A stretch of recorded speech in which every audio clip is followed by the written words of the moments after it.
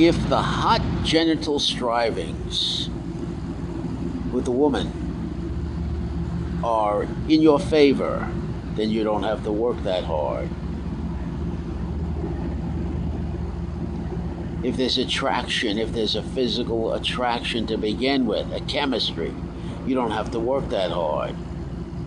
But there comes a point of diminishing returns, where you're working too hard for too little.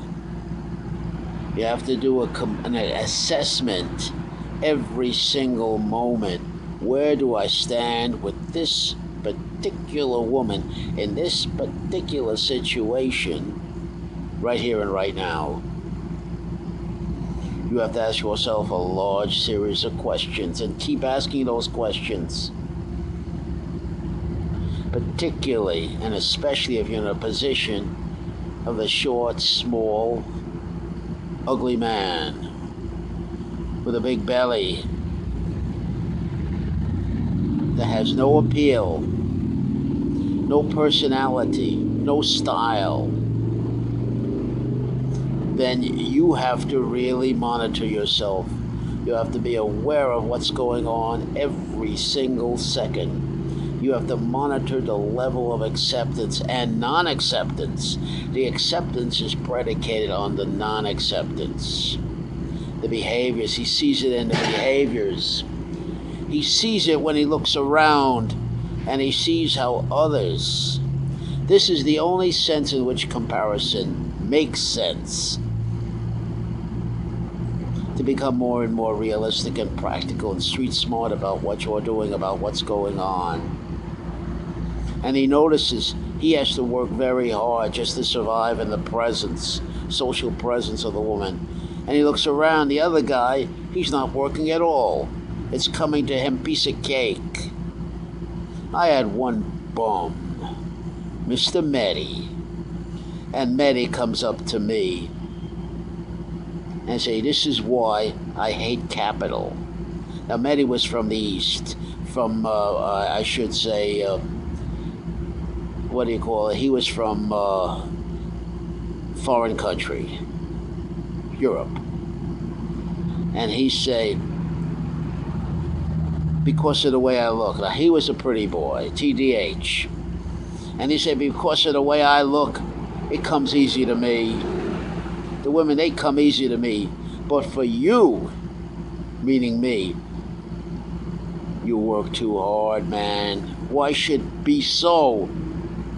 In socialist country, you'd have a better chance. Bullshit. Bullshit. It's always competitive.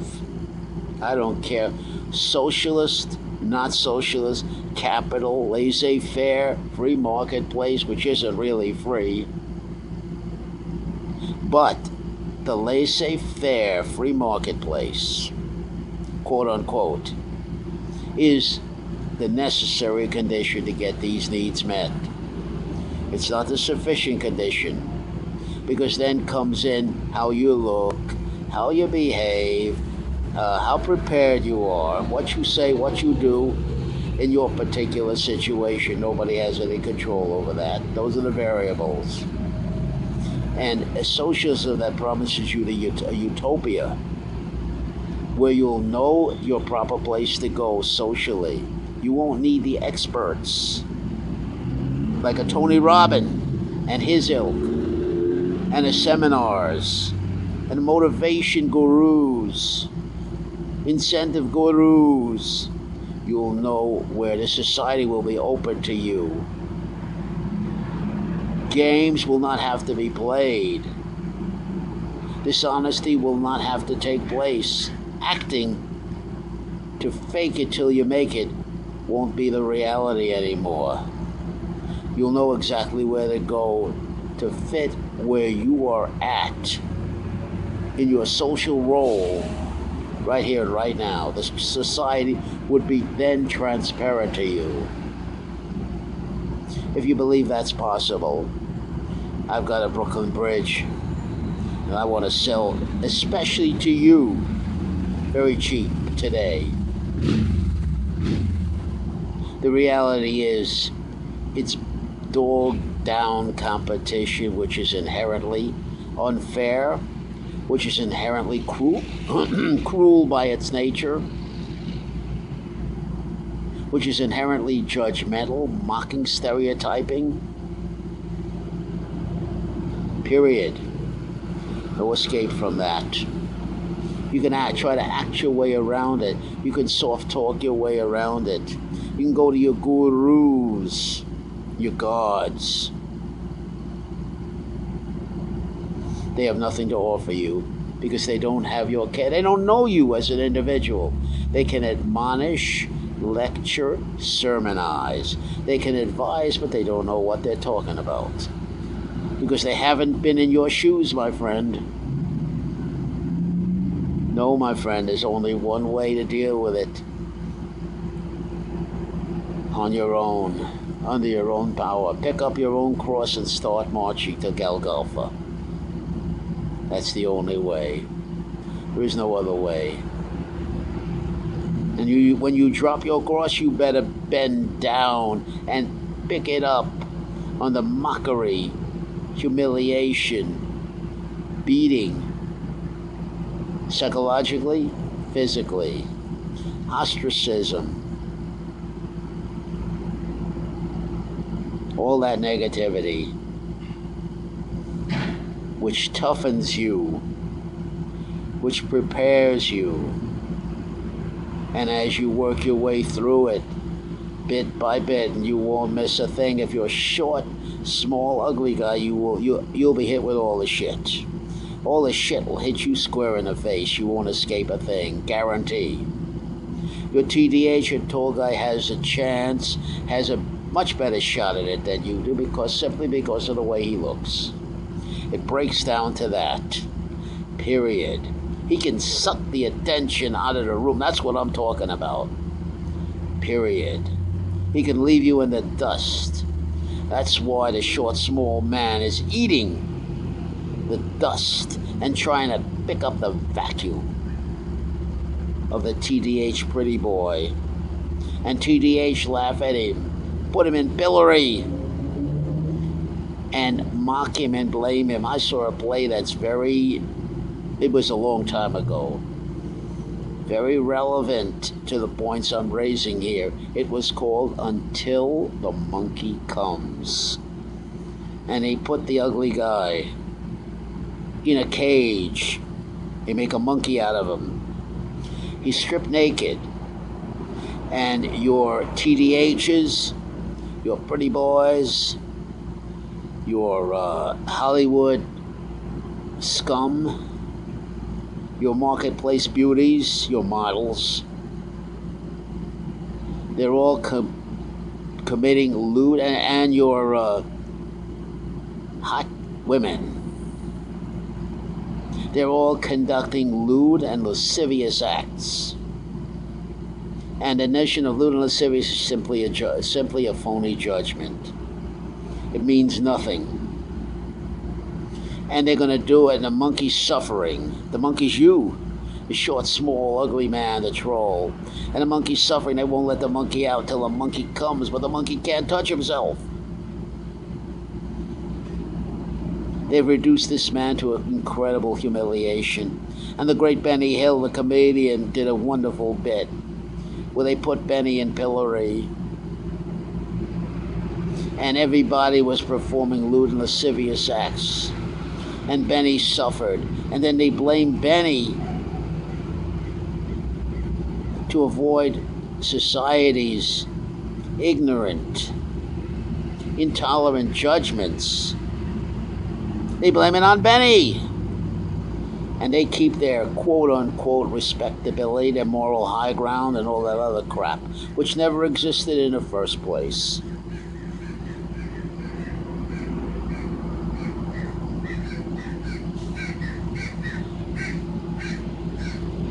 You have to face up to the issues I'm raising in a realistic, practical, street-smart way. You have to act your way, perform your way out of all of this. Don't ask me how, that's your problem. All I can tell you is do it or die.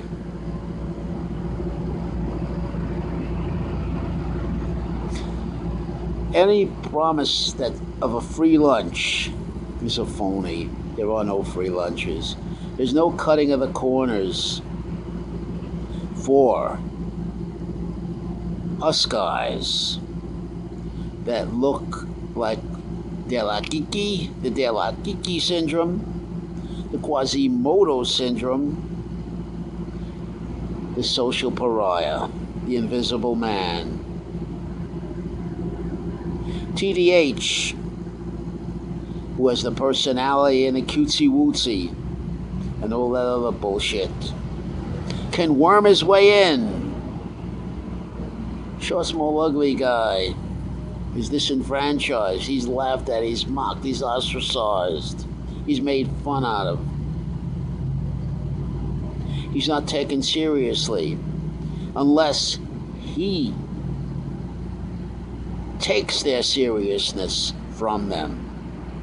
He forces them to respect him. He forces them to take him serious. And he forces them to back down. How do you do that? Martial arts. Verbal judo. Hardcore assertiveness training. You have to know what to do, when to do it, how to do it, at the time it counts. Don't cry, baby, that it costs you 10 times as much as what your TDH pretty boy has to do. Don't cry about it, don't complain about it. Grab your cross, man. Get up and start walking. What else can I tell you? Anything else I say other than what I've just said in this speech, I'm lying. I'm lying. I'm presenting then to you Alice in Wonderland. But when I start talking, Alice in Wonderland ends. And a cold, hard furnace, the cauldron of reality, I offer you a march. Tony Robbins offers you the firewalk bullshit. I offer you nothing but 500 yards of pure, putrefying, stinking shit that you have to wade your way through along with me. I'm right down there with you. I'm on the ground right with you, guy. To work our way through a shitload of negativity. And I said negativity. And to mine whatever positive we can get out of that. If we start the other way around, we're in dreams, we're in fantasies, we're in delusions, we're in hallucinations, we're in Hollywood bullshit. We're in Madison Avenue Marketplace world. And they sell us nothing but a talisman, nothing but an illusion, nothing but false hopes, nothing but dreams. Only the dreams are like mirrors, to be shattered and broken right in front of your face just when you reach for it.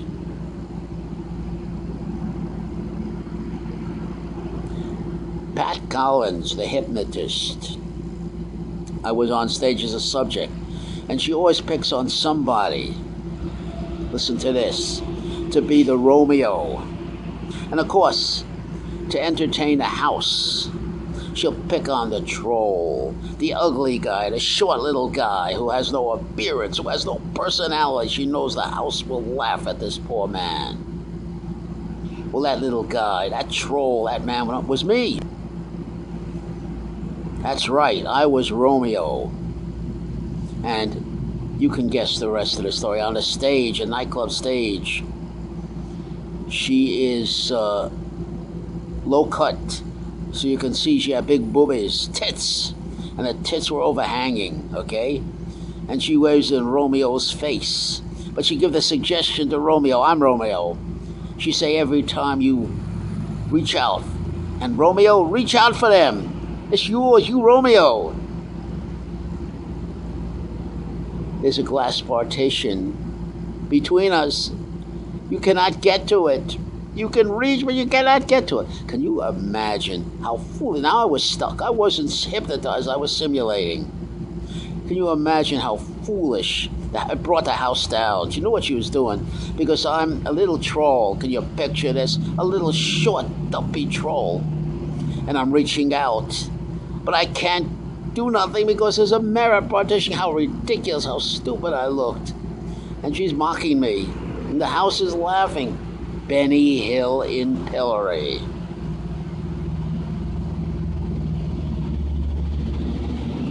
And then they call this catharsis. It was a price I paid. Now listen very closely. It's the price I paid because I wanted to be on the stage. Because I wanted to. I gave in to my stupid, phony narcissism. I wanted the women's to be looking at me in a nightclub stay. Can you believe that? I thought I was Elvis Presley. Can you believe that shit? Believe it. And ask yourself, I'm doing the same in a different way.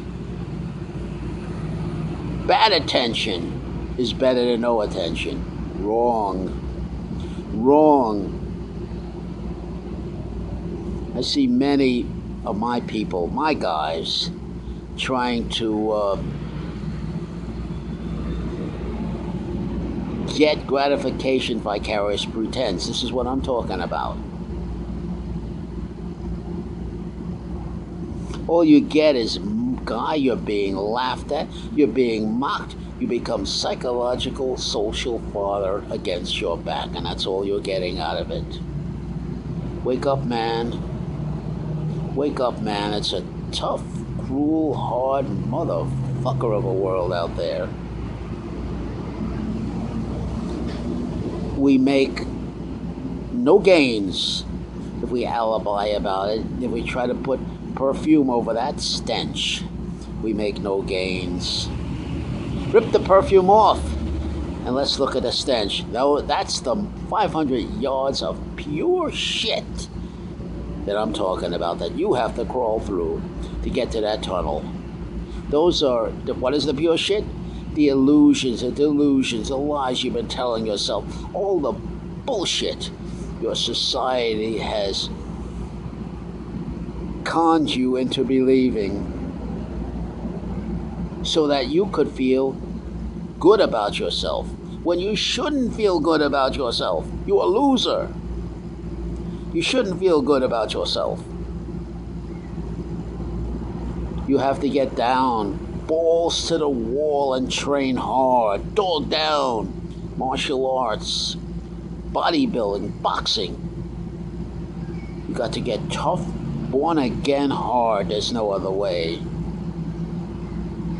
I offer to you hardcore.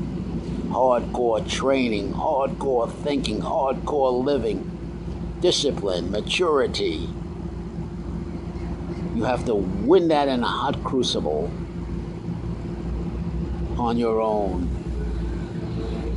On your own. Pick up your own cross, man, and start carrying it.